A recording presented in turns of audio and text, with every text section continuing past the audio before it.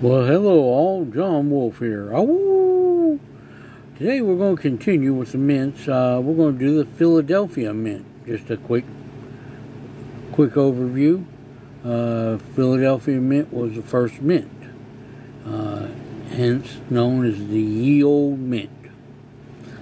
Philadelphia Mint was created for the need to establish a national identity and the needs of commerce in the United States. It led the founding fathers of the United States to establish a continental national mint, the main priority after the ratification of the Constitution.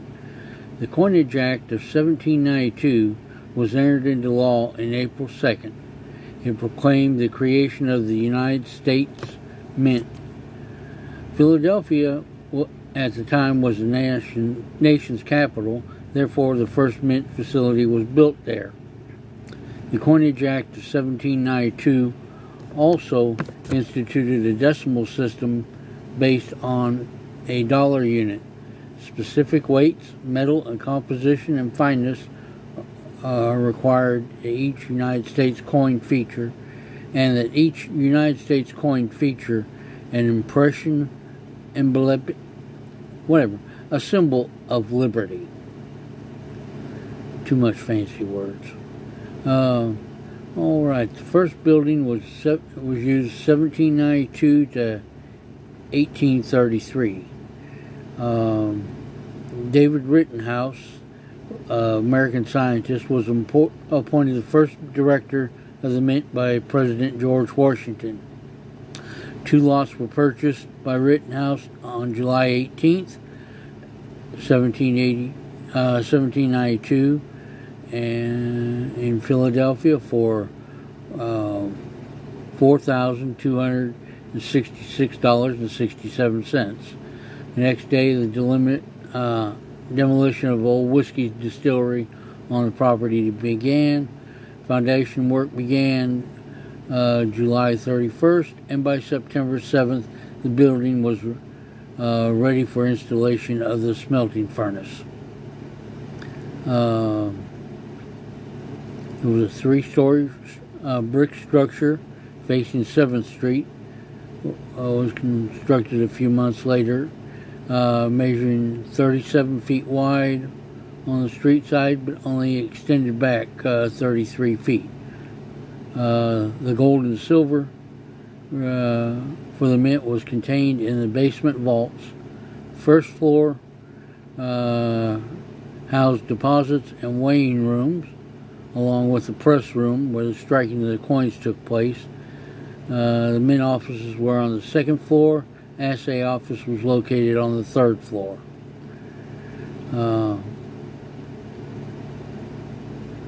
And in January 1816, the mill houses were destroyed by a fire, and the smelt house never repaired at all. Smelting was done elsewhere. The mill house was completely destroyed. It was soon replaced with a large brick building, including a new steam engine in the basement to power the machinery. Until 1833, these 3 buildings provided the United States with hard currency.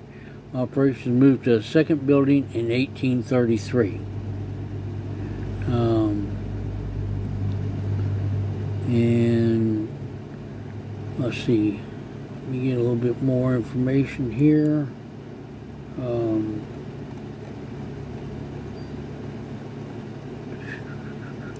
All right. Oh, here we go. We'll just go down the timeline. 1792 to present. 1792, Congress established the National Mint.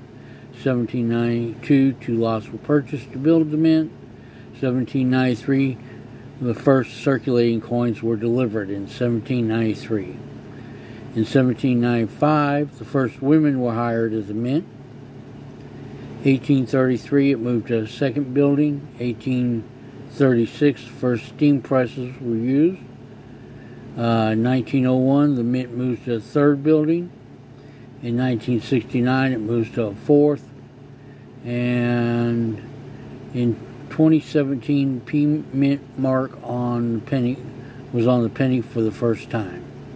That's the highlights.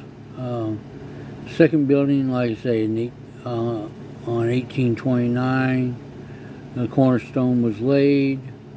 It was in the Greek style, receiving columns, and it was a huge improvement over the first facility in space and image. And opening in January 1833, its production was constrained by outdated machinery salvaged from the first mint. Franklin Peel was sent to Europe to study advanced coin-making techniques, which were brought back and implemented, increasing the productivity and quality. And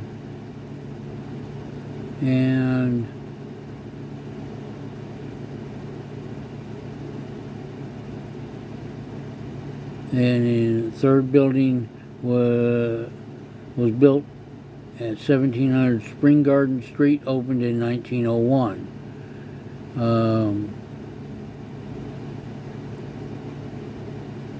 And the mint produced 501 million coins, as well as over 90 million coins for foreign governments in 1901 to 1969. And in 1969, 2 blocks from the side of the first one, the fourth building and the current Philadelphia Mint opened its doors in 1969. It was the world's largest mint when it was built and held that distinction as of October 2017. Philadelphia Mint can produce up to 1 million coins in 30 minutes. The Mint also produces medals and awards for military, government, and civil services.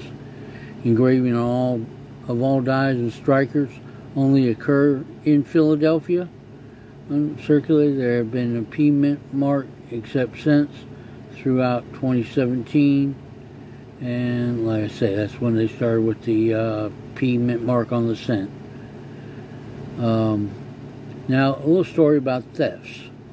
On October 1st, or August 19th, 1858, 2 well-dressed thieves toured the mint and used a counterfeit key to open a display case. They made off with $265 in gold pieces. But due to the rarity of the coins, the men were quickly arrested while trying to spend them in local shops. In 1893, Henry S. Cochran, a weighing clerk, was found to have embezzled $134,000 in gold bars from the mint vault over a period of 8 to 10 years.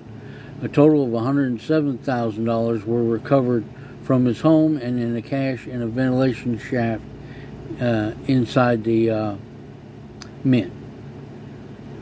About 445,000 double eagle coins were minted in 1933, but only one was ever legally released, and that was to King Farouk of Egypt. He contacted the Nell Ross, the director of the U.S. Mint, and requested one. 1933 double eagle for his extensive coin collection. Since the 1933 coins were not circulated, she took one coin to the Smithsonian Institute, received documentation of its rarity. She used it, then issued an export document allowing the Egyptian king to receive his coin. After the death of Farouk and the general who inherited the king's collection, the coin disappeared into a European collector's possession. It resurfaced when Stephen Felton acquired it. He then tried to auction it off. Both he and the auctioneer were arrested and the coin was seized. It was placed in the vault of the Secret Service in their office in the World Trade Center.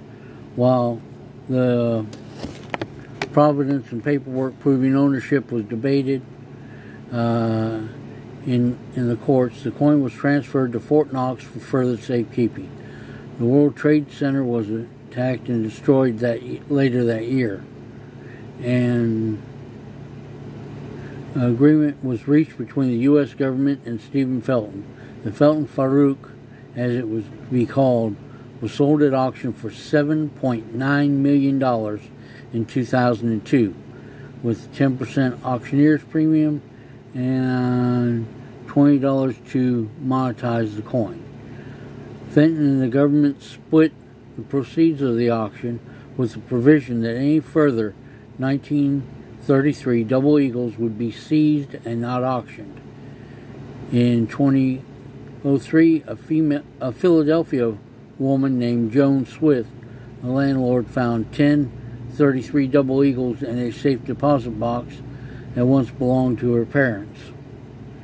When she took them to be appraised, they were seized by the United States Treasury as stolen property. Investigations claim the landlord's father, Israel Swith, conspired with a clerk inside the mint to steal the coins. He had been investigated previously of the crime, leading to the confiscation of several gold pieces, but the statute of limitations had prevented him from being further prosecuted. The landlord sued to have the coins returned to her, but in July 2011, the federal jury ruled the stolen coins were the property of the United States government. In September of 2011, former Mint officer William Gray pleaded guilty in federal court to stealing error coins valued at $2.4 million and selling them to a distributor. And that's the little thing about the thefts there at Philadelphia Mint. I say, just been a little quick one. As I always say to everybody, be nice to one another. It pays. Somebody's going to be nice back to you. Y'all have yourself a great and blessed day.